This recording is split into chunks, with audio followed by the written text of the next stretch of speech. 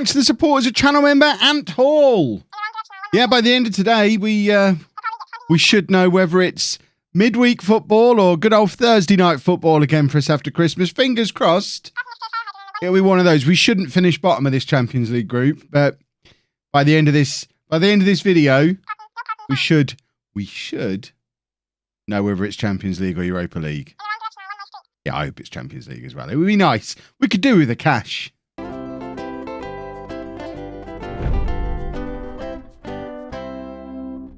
Hello and welcome to part 64 of the Greek Odyssey. I'm Kevin. Coming up on today's episode, we have 2 Champions League games for you again.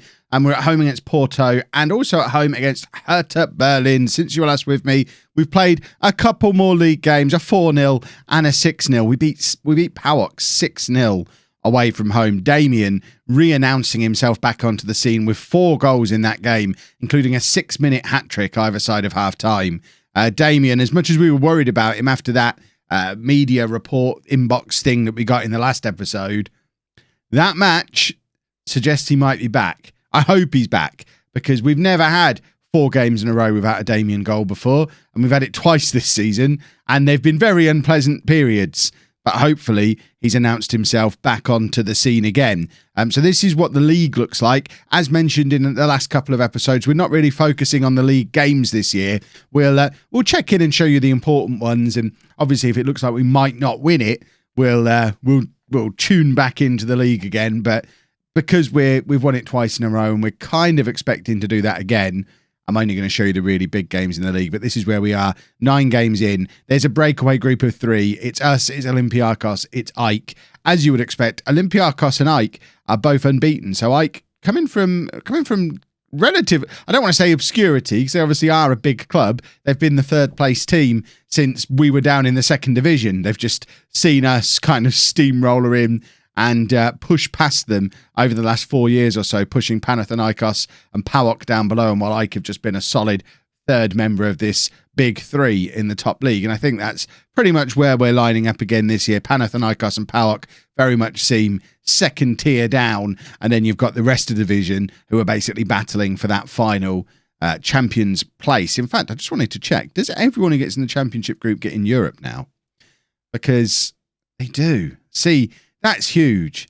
If you get in the relegation group, no Europe. So just getting into the championship group guarantees you European football now with the new qualification structure that we've got in place. So there's huge benefit to the entire Greek league, and it's going to be even more intense battling than normal to try and get that 6th place, which at the moment Tripolis are occupying. But we're not, like I say, we're not worried about the league today. It's about the Champions League, and this is how finely poised our Champions League group is with 3 games left to go. Porto on 7 points, Man United on 5 points, us on 4 points, Hertha on 0. We play Porto at home now. They beat us relatively comfortably 2-0 at their place. We did beat them at home in a pre-season friendly though, so we know we're capable of doing it. I am trying not to read too much into a pre-season friendly. If we can somehow pull off a victory here against Porto, this group becomes very, very, very interesting, and it could even come down to how big our victory is compared to the 2-0 that they put past us. If we could get a 3-0, and I know it's a big if we can beat Porto 3-0, we put ourselves in a very, very strong position to get through this group. Because not only are we moving above them now, but we're guaranteeing if we finish level on points with them, we finish above them. So it's kind of a big match. We're going to learn a lot once again today about just how good we are on a European stage. And we're going with Svilar in goal, a back 4 of Kansarevic, Michaelis, Lawson and Sension. Bozic at the base of the midfield, Duffy and Cordoba ahead of him.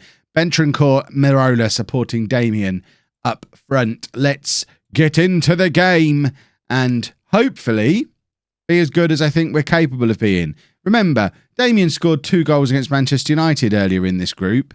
He's a good player. Right, what are we going to say?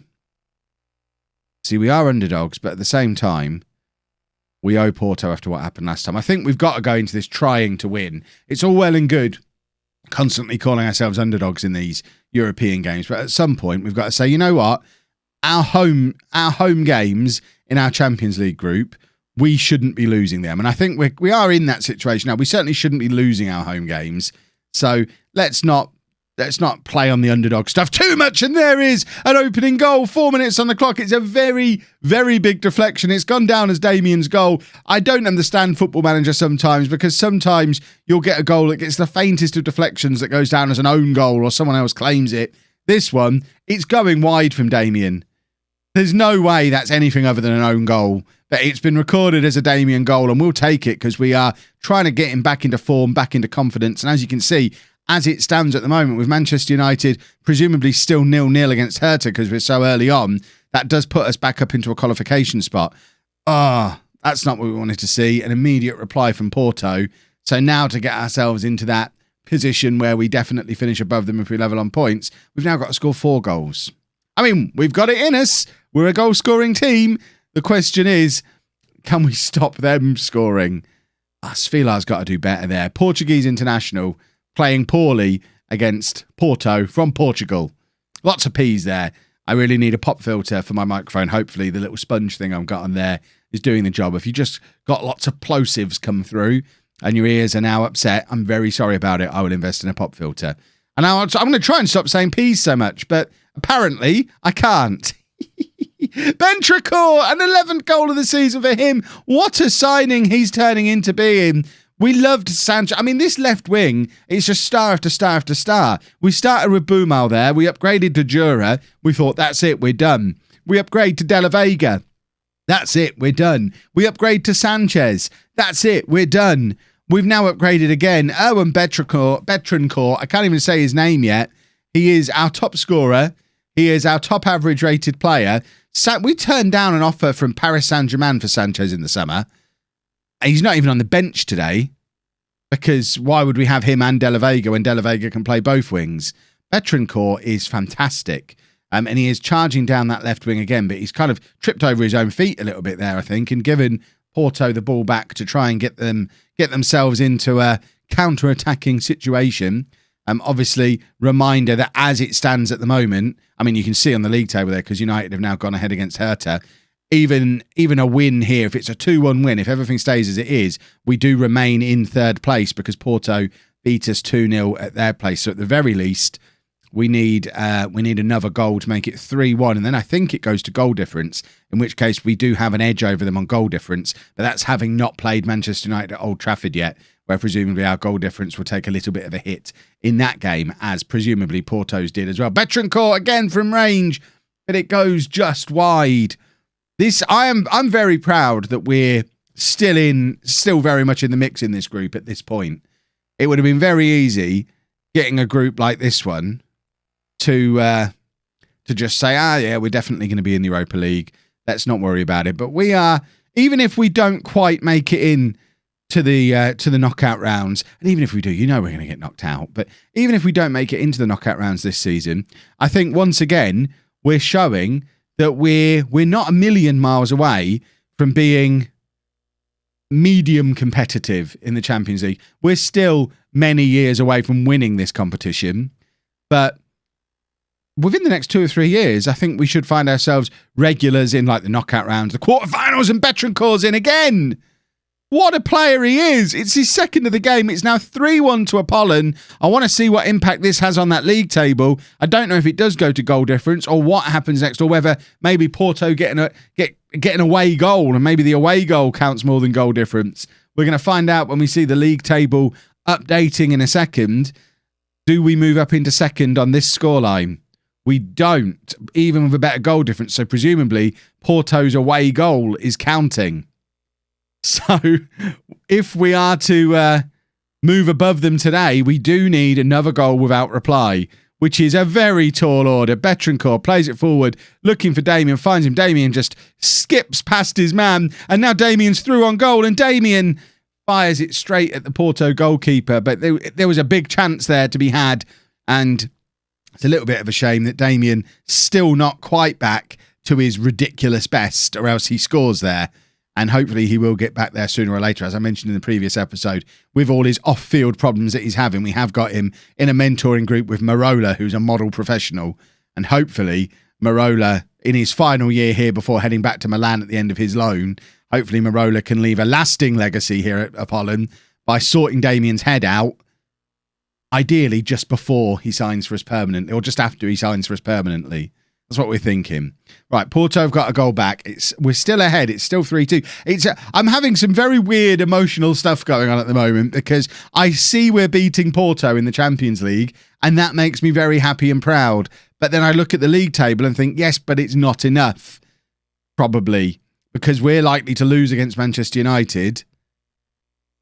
I mean, I guess it depends how they get. They've got to play United again as well. We've both got to play United and Hertha one more time. We're playing United away, Hertha at home, so presumably they've got the opposite fixtures for those.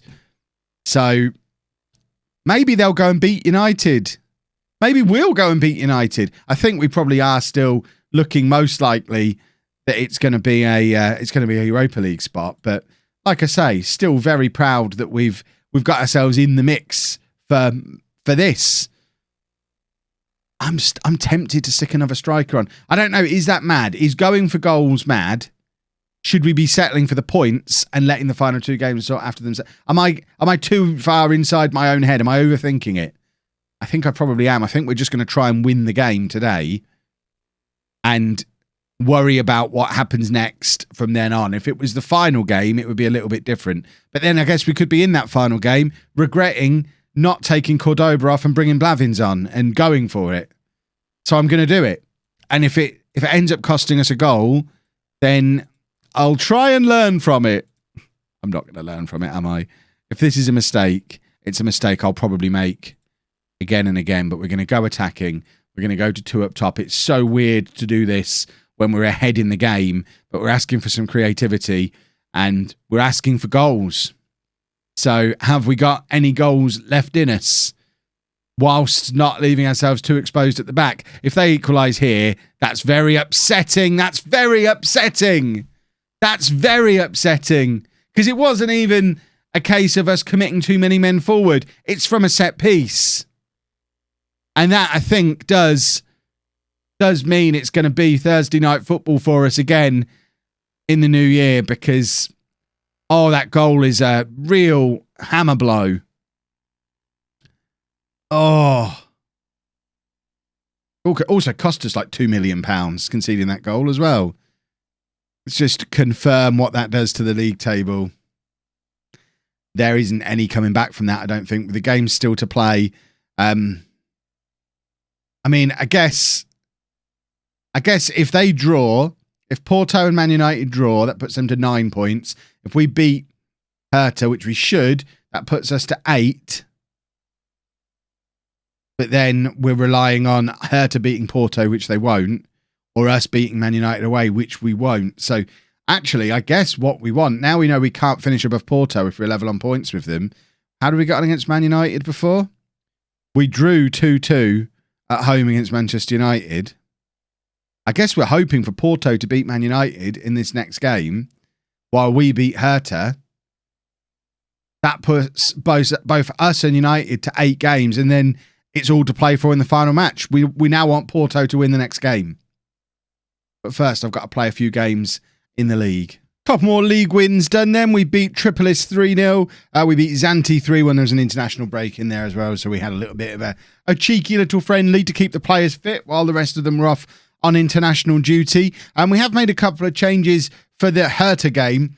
I may have just noticed that Parola's 6'4", which, as there's not really much between my 3 centre-backs, or certainly between Michaelis and Parola, Lawson seems to have pushed himself out ahead of both of them again, even though this time last year, star rating-wise, Michaelis was ahead of Lawson. But, you know, I don't really pay much attention to the star rating. But Parola at 6'4", this is handy for the old set-piece situation. So Parola is in to partner Lawson.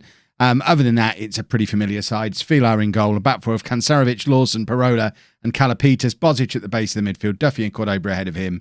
Betancourt, Marola and Damien as our front three. Now remember, we must win this game. It doesn't really matter how we win it, because it seems that goal difference isn't really going to play a part. So it's just important that we win. We did beat Hertha 5-0 away from home in the return fixture. So we have to win, and then we're cheering on Porto in the Porto-Manchester United game, although United have gone 1-0 up early on, so we might have to change our tune a little bit there. The problem with Manchester United winning is they're the team we've still got to play. Damien puts us 1-0 up with his 14th goal of the season. And what I'm about to describe is about to be put into action. Because despite having a much better goal difference than Porto already, and presumably one that's going to continue to get better over the course of this match day, if we win and they lose, we are going to be below them because they did better than us in our head-to-heads. So we're going to that final game knowing Porto are playing Hertha and basically doing a how many goals can we score competition. And then it doesn't matter what we do against Manchester United. Actually, I suppose it does, because we could beat United and knock them out, presumably. It's only a 3-point gap between us and them. We drew at home to them. So if we go to Old Trafford and get a win, and Porto beat Hertha, it could be us and Porto that go through, and we could eliminate United. So many permutations in this group. It does feel like one of those situations where let all three of us through. Whoever ends up in the Europa League is going to feel a little bit hard done by. Although we'd struggle to feel hard done by going out to Man United and Porto. It's the fact that we've got ourselves so well in the mix that is going to make me feel a little bit, if we do end up going out. United's still 1-0 up over Porto. I guess the other scenario, we've got to assume Porto beat Hertha on the last day.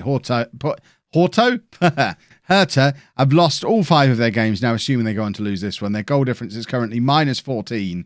They are not good enough for the Champions League. That much is clear. So Porto, even if they lose today, are going to finish on 11 points. United already on 11 points. Yeah, I guess we've got to go to Old Trafford and win in tomorrow's episode. It's not going to happen, is it? It would be the greatest moment of the series so far if we could go to Manchester United and pick up a win. I guess the only hope we've got is we're still considered a small enough club for them to do some kind of silly rotation plan against us. Porto have missed a penalty in their game. That could have certainly mixed things up a little bit if Porto get a goal back in that game. Kansarovic with the corner. Pirola's there using all 6'4" of his frame, but his header goes just over. Is that half-time? That is half-time. So 3-0 to us, 1-0 to Manchester United. Don't get complacent. Keep doing what you're doing. All that kind of stuff.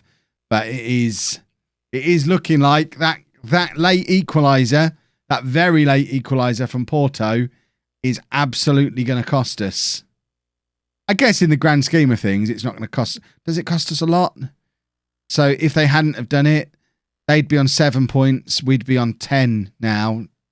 So yeah, because it would mean that we could get a draw against Man United, which is easier to do, but still pretty unlikely, I would suggest. It was always going to be a hard group. I'll just keep making that excuse. There's 2 teams in it better than us, and 1 team that we're all better than. So by rights, we should finish 3rd. But I can't help but. If you look around, you look through all the groups, there's no other 3rd place team on 8 points. We are going to be the hard done by team, I think. Cordoba, back to Calapitas. Calapitas finds Cordoba again. Cordoba to Marola. And Duffy now playing it out wide to Betancourt, who's been a little bit quiet today based on how he's been for the rest of the season so far. Does tee up a shot that bobbles free and Damien finds it. It's a 15th for the season now for Damien. It's Apollon 4, Hertha 0. And at least we know we're better than this particular Bundesliga team. So we could arguably say that we'd be good enough to be a top 4 Bundesliga team now, which, based on current standards at least, would be enough to say we're a pretty decent European side. The only thing is, looking at the coefficients, as we did a couple of episodes ago, we know that the Bundesliga is actually one of the leagues in danger of slipping below the Greek league. As much as we've pushed on and improved over the course of the last 5 or 6 years, the Bundesliga seems to be having a real tough time of things and not doing very well at all, which is weird because the Bundesliga is one of the leagues that I've got loaded. So it's not that I haven't loaded them and they're just falling apart. The Bundesliga is loaded. England isn't, but the Premier League still seems to be chugging along nicely. While I've got the Spanish and the Italian leagues loaded as well. So it's a bit of a strange one that the Bundesliga. I can understand the French league because the French league also isn't loaded. Betancourt nods it back to Lebrou. Bozic now finds Betancourt, back to Bozic again. Betancourt probably should have had a shot there. Lebrou out to Lawson. Why is Ryan Lawson out here looking for the cross? He chooses better than to actually hit a cross, and it's Calapitas now who shoots from the edge of the area, and it's a first goal of the season for Valentinos Calapitas, the man with the magical mustache. has just put us 5-0 up, and we have beaten Hertha 10-0 on aggregate over the course of this group. I know that's not really how things are measured in the group stage, but if we're going to put 10 goals past you in the group stages, you know you probably shouldn't be turning up in the Champions League again for a few years, because we're a little bit better than you. We're going to bring on Sanchez for the last 10 minutes just to get him a little bit of game time. He's certainly been struggling for game time so far this season. He started the season with an injury, which is what let Betancourt into the team. And then obviously he's played as well as he has. And we've got De La Vega, who I'm also trying to balance game time with as well. Although De La Vega can obviously come on that right-hand side. He would prefer to be on the left. We're a little bit overloaded with left wingers in this squad. Even with moving Jura on in the summer, we could probably... I think if we were to get another big offer for Sanchez, as much as I like him, I don't think it would be the worst thing in the world. If we got 10, 15, 20 million pounds for Sanchez, it's just another pile of cash that we can then reinvest in positions that we maybe need to strengthen a little bit more. Marola with a lovely finish there from the edge of the area to make it 6. It's not even the edge of the area, it's on the penalty spot. But it's a good goal, and it's now 6-0 to Apollon. Manchester United still 1-0. Oh no, it's 1-1. Porto have equalised. And all of a sudden, everything is up in the air again. Is that the final score from Porto? We need to have a little look. I could have looked on that screen, but what I actually want to do is give Damien a pat on the head. Now we'll go back. So, it did finish Porto 1, Manchester United 1. It is all to play for tomorrow. There is our group. A draw against Manchester United. I'm not sure. We've got a better goal difference. We need to look at the rules. So it was 2-2 at our place. So results between the two teams, then goal difference. Okay, so we are now back in a situation where if we can go to Manchester United... No, we're not, Kev. Because that would still put us behind it, because they'd get a point as well. We've still got to go and beat them, haven't we? It makes no difference. Assuming Porto win, we still have to go and beat Manchester United. Niblets. If you've enjoyed that, please make sure you leave a nice big thumbs up on there for me. Subscribe to the channel for daily Football Manager videos. And thank you very much for watching.